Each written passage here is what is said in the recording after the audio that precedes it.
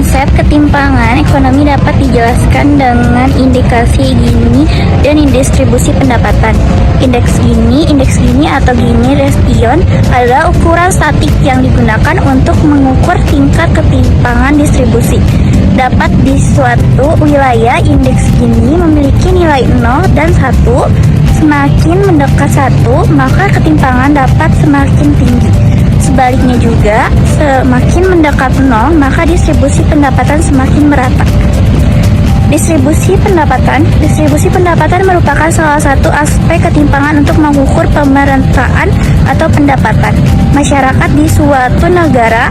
Ketimpangan distribusi pendapatan terjadi ketika ada perbedaan pendapatan antara masyarakat atau daerah yang maju dengan daerah yang maju dan daerah yang tertinggal.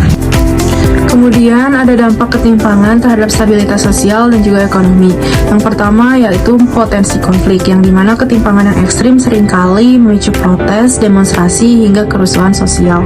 Kemudian ada penurunan daya beli, yang dimana ketimpangan itu juga menyebabkan sebagian besar pendapatan terpusat pada kelompok tertentu, sehingga daya beli mayoritas masyarakat menurun.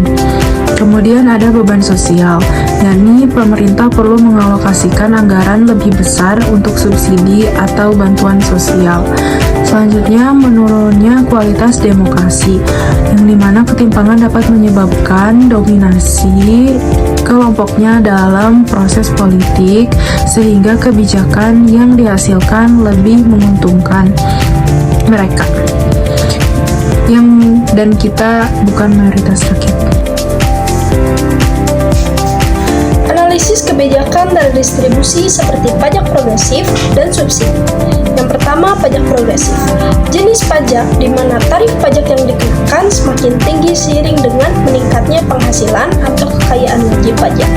Pajak yang dikumpulkan dari orang kaya dapat digunakan untuk program-program sosial seperti pendidikan, kesehatan, dan infrastruktur yang pada akhirnya dapat meningkatkan kesejahteraan kelompok berpenghasilan rendah dan menengah.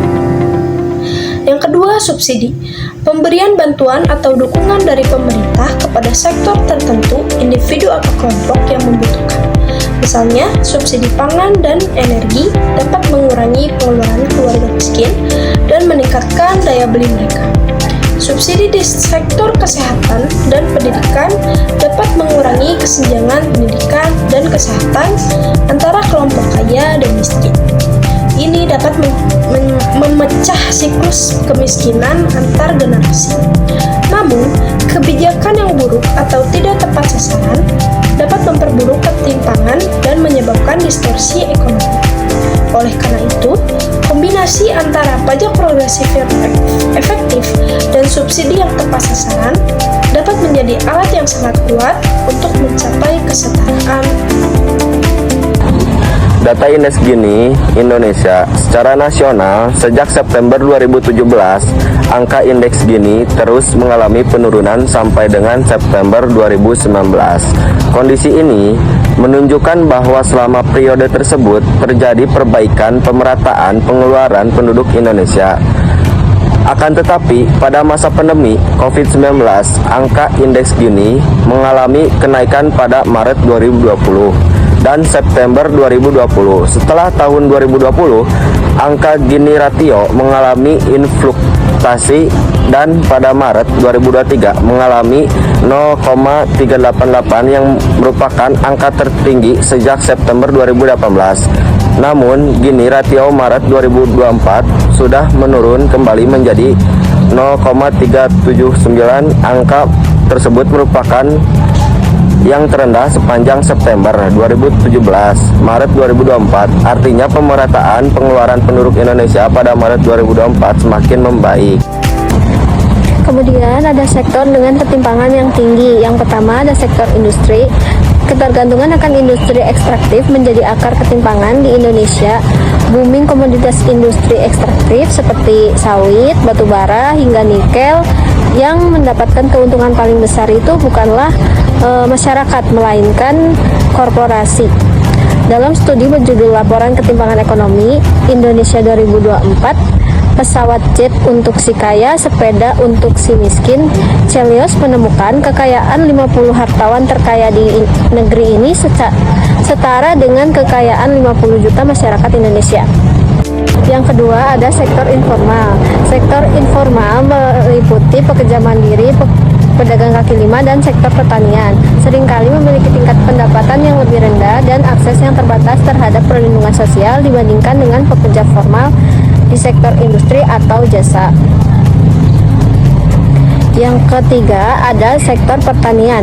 Distribusi lahan pertanian yang tidak merata, hanya segelintir petani saja yang memiliki lahan sangat luas. Pasalnya, pada 2013, 87% petani di Indonesia adalah petani gurem alias hanya memiliki lahan di bawah 1 hektar. Saya Yuni mau membacakan materi tentang upaya pemerintah yang berhasil. Upaya tersebut ada 3. Yang pertama itu adalah bantuan sosial atau bansos. Contoh program tersebut adalah PKH, program Keluarga Harapan, dan BPNT, bantuan pangan non tunai. Dampaknya itu berhasil menurunkan angka kemiskinan ekstrim dari 4% pada 2020 menjadi 2,04% pada 2023.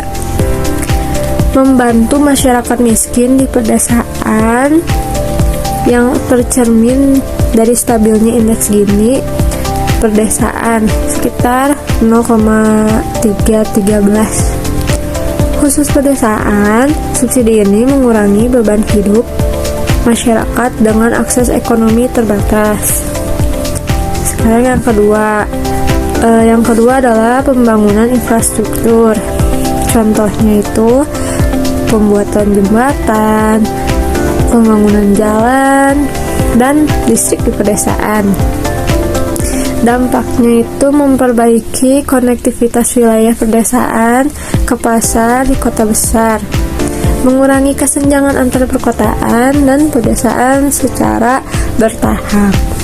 Yang ketiga, peningkatan akses pendidikan dan kesehatan. Contohnya itu adalah Kartu Indonesia Pintar atau KIP dan Kartu Indonesia Sehat atau KIS. Dampaknya itu bisa membantu meningkatkan akses pendidikan bagi masyarakat miskin. Yang kedua, berkontribusi pada stabilitas ketimpangan di pedesaan. Upaya pemerintah yang gagal. 1. Kebijakan performa agraria. Distribusi lahan kepada petani kecil sangat lambat dan tidak merata. Sebagian besar lahan produktif masih dikuasai oleh perusahaan besar. 2. Subsidi energi BBM. Subsidi BBM lebih banyak dinikmati oleh kelompok menengah atas yang memiliki kendaraan pribadi. Tidak efektif mengurangi beban masyarakat miskin. 3. Ketidakmerataan pembangunan. Infrastruktur di daerah timur Indonesia masih tertinggal dibandingkan Jawa dan Sumatera. Wilayah perkotaan tetap mendominasi pusat ekonomi, sementara daerah pedesaan masih kurang berkembang. 4. Kebijakan pajak progresif. Sistem pajak progresif belum optimal dalam mendistribusikan kekayaan. Pajak kekayaan dan properti belum diberlakukan secara efektif.